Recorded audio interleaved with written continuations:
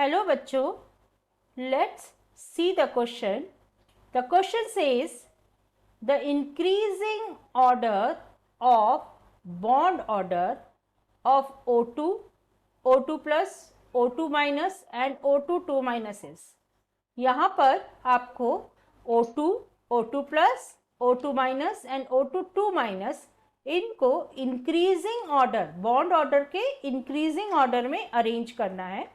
4 तरीके से अरेंजमेंट यहाँ दिया गया है। नीचे आपको ये बताना है कि इसमें से कौन सा जो ऑप्शन है वो सही आंसर है।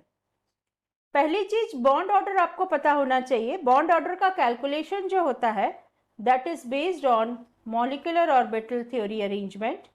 बॉन्ड ऑर्डर का जो अरेंजमेंट होता है, कैलकुलेशन होता है, that is equal to bond order is equal to number of bonding electron minus number of anti bonding electrons divided by 2।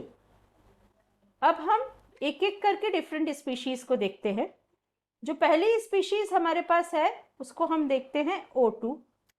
O2, इसमें number of electrons is 16 electrons.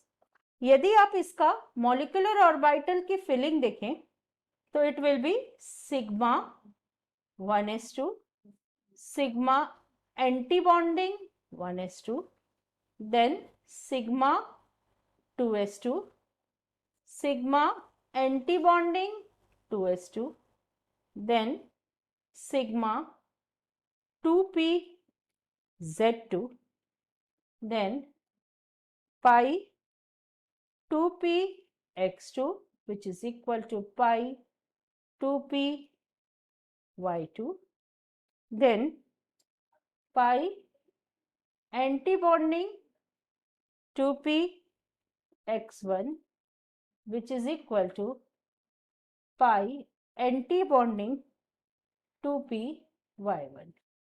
ये arrangement है। यदि O2 मॉलिक्यूल के लिए मैं bond order निकालूं तो bond order हो जाएगा यहाँ पर number of bonding electrons is 10, number of anti bonding electrons is 6, so bond order comes out to be 2। Next जो मॉलिक्यूल आपको दिया गया है that is O2 plus. O2 plus में O2 के कंपैरिजन में एक इलेक्ट्रॉन कम हो जाएगा, दैट इज 15 इलेक्ट्रॉन हो जाएंगे। रेस्ट ऑफ द फिलिंग जो है वो सेम रहेगी। हमको कंसिडर करना होगा सिर्फ से लास्ट वाली फिलिंग। तो यहाँ पर यदि आप देखें तो ये एंड में जाके हो जाएगा यहाँ पर anti bonding, pi anti bonding 2p(x1) equal pi anti bonding 2p(y)(c)।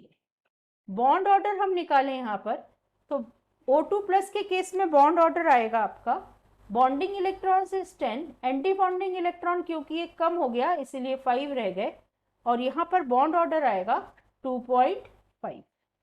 इसके बाद जो नेक्स्ट स्पीशीज हमको दी गई है दैट इज O2 माइनस।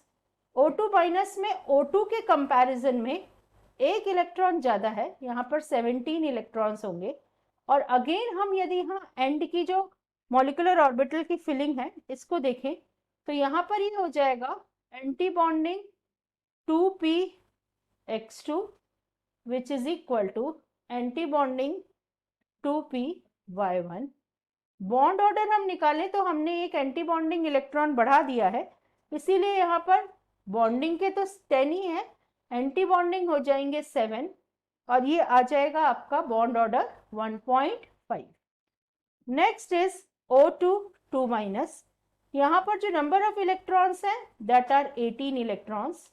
यदि हम मॉलिक्यूलर ऑर्बिटल, लास्ट की मॉलिक्यूलर ऑर्बिटल्स की फिलिंग देखें तो pi anti bonding 2p(x2) which is equal to pi anti bonding 2p(y2) हो जाएगा यहाँ पर। यदि मैं बॉन्ड ऑर्डर निकालूं इस स्पीशीज के लिए तो number of bonding electrons is 10 but number of anti-bonding electrons is 8, so the bond order comes as 1। अब यदि मैं बॉन्ड ऑर्डर के अकॉर्डिंग इसको अरेंज करूं तो हमारा हाईएस्ट आपको लिखना है increasing order of bond order. तो इंक्रीजिंग ऑर्डर में अरेंज करना है आपको। यहाँ पर हमारे पास जो बॉन्ड ऑर्डर्स आए वो आया 1, 1.5, 2.5 एंड 2। अब यदि हम इनको इंक्रीजिंग ऑर्डर में अरेंज करते हैं तो bond order 1 is less than 1.5 is less than 2 is less than 2.5.